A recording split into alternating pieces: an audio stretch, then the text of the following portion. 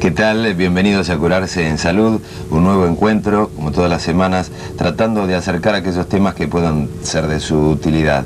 El agradecimiento, por supuesto, a los llamados, a los fax que hemos recibido. Vamos a tratar de dar respuesta y de encaminar sus inquietudes a través del programa y también a través de las comunicaciones privadas. En la audición de hoy está con nosotros la licenciada Beatriz Goldberg, que entre muchos trabajos realizados ha estado participando en la atención de pacientes en el Hospital Borda. También ha sido autora de uno de sus libros, uno de sus títulos es Estoy a tiempo todavía. Después nos va a explicar un poquito sobre qué cosas estamos a tiempo todavía. Y bueno, por supuesto, el doctor Néstor Ricardo Vázquez, integrante permanente del programa. Gracias, Néstor, también por estar. Licenciada, uno de los temas convocantes es el de la bulimia, la anorexia, podríamos decir casi uno de los problemas de estos 90, de estos años. Sí, en realidad son patologías, son desórdenes de la alimentación que están dadas desde siglos atrás también. Nosotros tenemos con respecto a la anorexia a muchas santas de aquellas épocas, incluso a Sisi Imperatriz, que investigando un poquito la historia, yo la he investigado especialmente por el libro, por el capítulo que he hecho sobre el tema, que han tenido esa sensación de restricción alimenticia. Lo que pasa que a veces invocaban a Dios o otros motivos religiosos o motivos políticos o afectivos, pero en realidad hoy en día es más común porque se tiene en cuenta conscientemente que uno quiere tener un cuerpo más esbelto. ¿Puede ser que el Dios hoy por hoy sea un poco la publicidad y las modas? Sí, en la época del todo lo light, yogur light, o sea, estamos viviendo una época donde en realidad es todo light, y el concepto que uno tiene del cuerpo y de sí mismo también se tiende a tornar light, que eso es lo más desagradable del tema, ¿no? Con esto querés decir que no hay una conciencia real del cuerpo. Claro, no hay una conciencia real del cuerpo. En realidad, todos los que tienen desórdenes de alimentación, que lo que no tienen es un buen esquema corporal y una conciencia, porque vienen, por ejemplo, adolescentes y no tan adolescentes.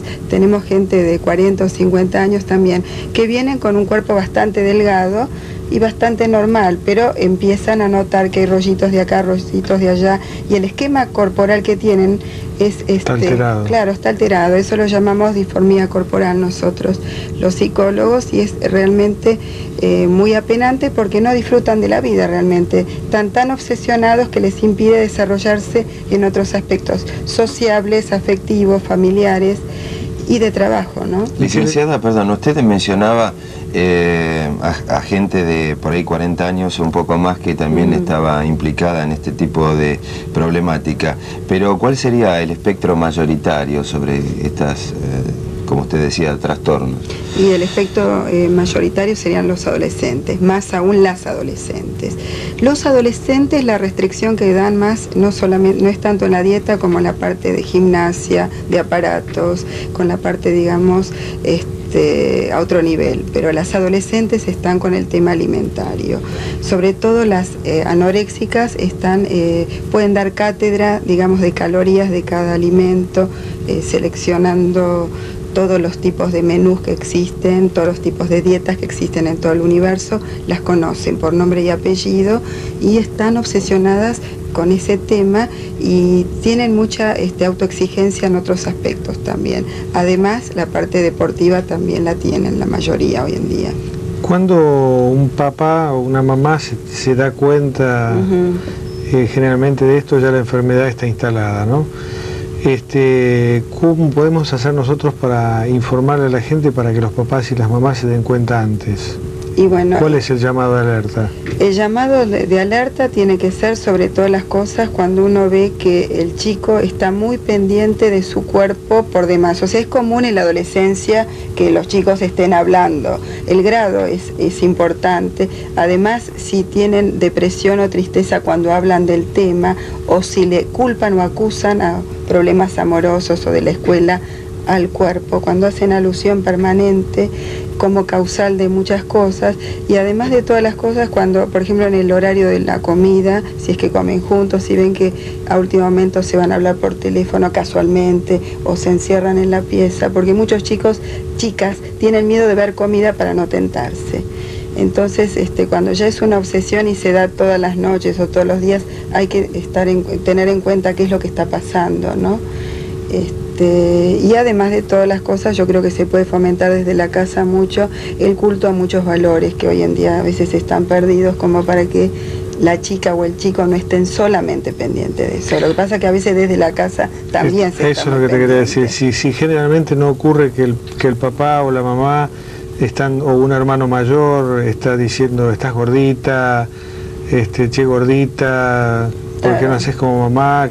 Porque generalmente son mamás que se matan a dieta o a gimnasia, también parte de esta culpa, ¿no? Claro, y en realidad todos estos chicos tienen una sensación de culpabilidad de estar con un sobrepeso, ¿no? Porque es un peso social y familiar a veces, pero sobre todas las cosas, estas chicas tienen que ser contenidas afectivamente, interiorizarse en otros temas, además, como para que el chico pueda mostrar otros valores y otras inquietudes en la vida también, ver qué le pasa en lo social, que se llene de otras cosas también, porque hay chicos que tienen problemas de obesidad, con esos hacen dietas y vuelven a adelgazar y a engordar permanentemente, es porque ellos tienen alguna causa por debajo, subyacente, que les impide adelgazar.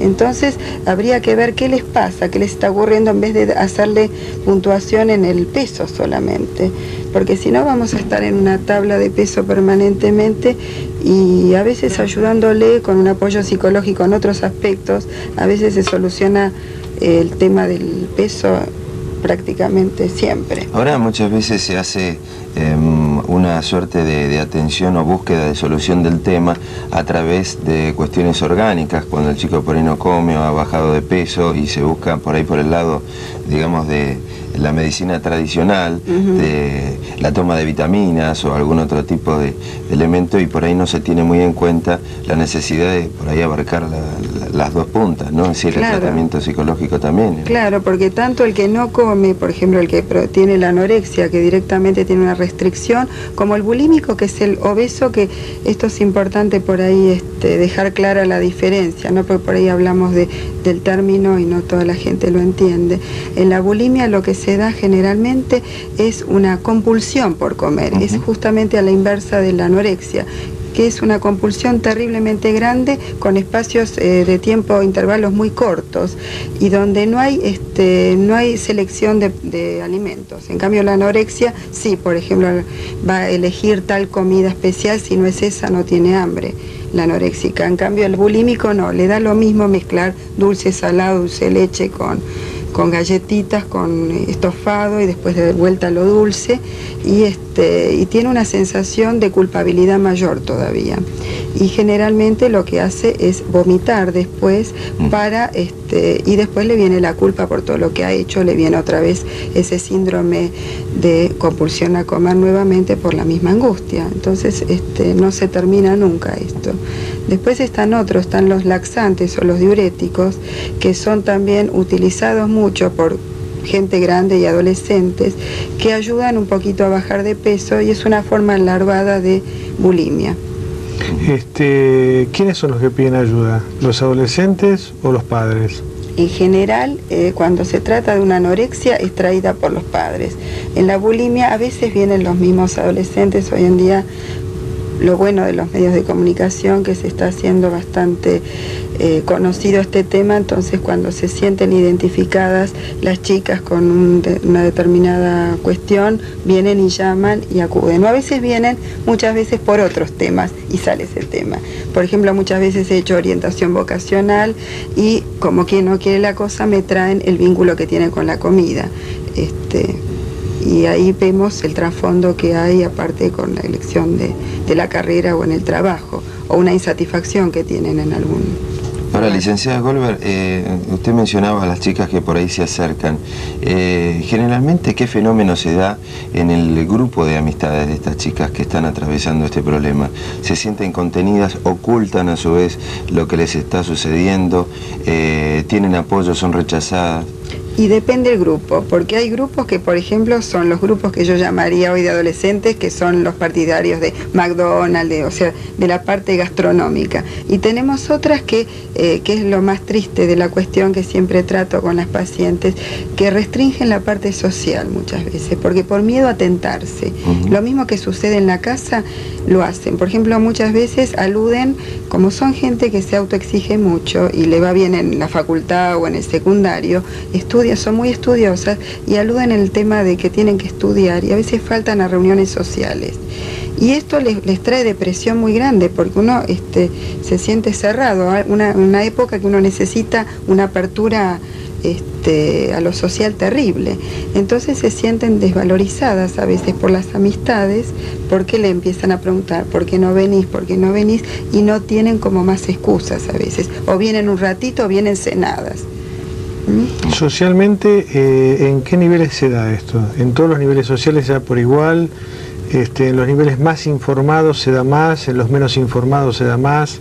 Se dan todos los niveles, en los niveles informados y no informados, pero sobre todo es una patología que se da más en la clase media y media alta, se da muchísimo, porque digamos la obsesión por todo esto, bueno, porque digamos cuando hay comida y no se come es porque hay algún motivo, ¿no es cierto?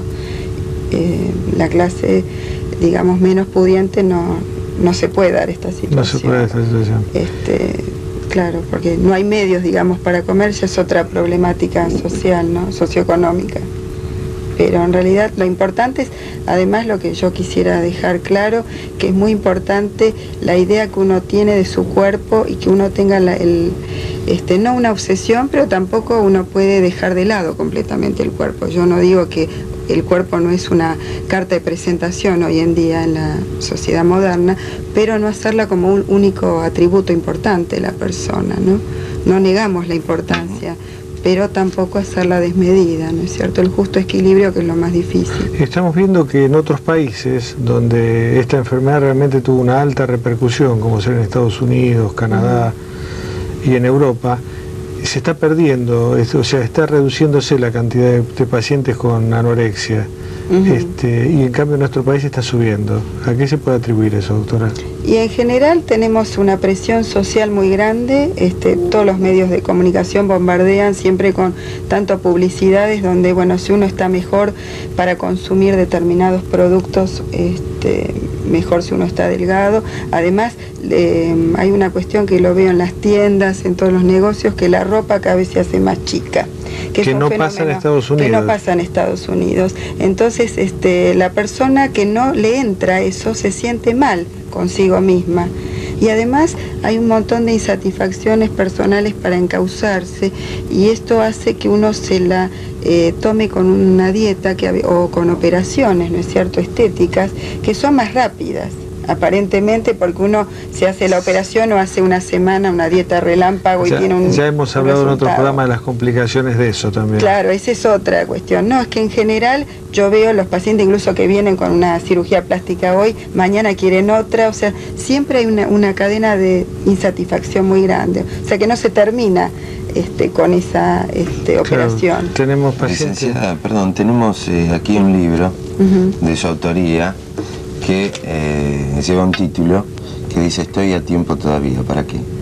Bueno, voy a tratar de simplificarlo lo máximo posible.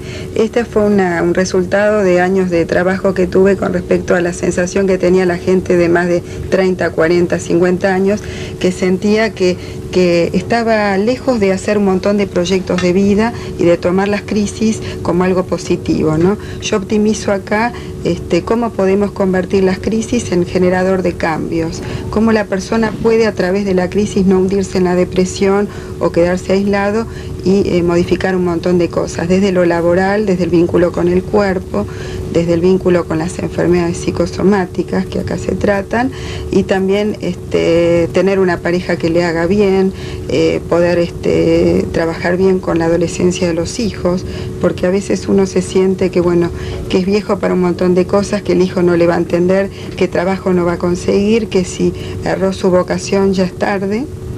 Y yo esa preocupación que venía mucha gente, traté de volcarla en los temas máximos posibles en el libro, donde que cada uno se sienta identificado con un proyecto de vida a corto, mediano y largo plazo para mejorar un poquito la calidad de vida. Y bueno, y por suerte está gustando, digamos, y siento que pude volcar lo máximo que pude, ¿no? Porque es difícil poner la experiencia de uno en un libro, pero seguramente siempre hay mucho más. Hay mucho más. Licenciada Beatriz Goldberg, muchísimas gracias por haber compartido estos minutos en Curarse en Salud. Seguramente esto va a repercutir y mucho en aquellos que están atravesando este problema o por ahí tienen algún amigo o pariente que lo está pasando. Que se identifique. Bueno, muchas gracias por haberme invitado.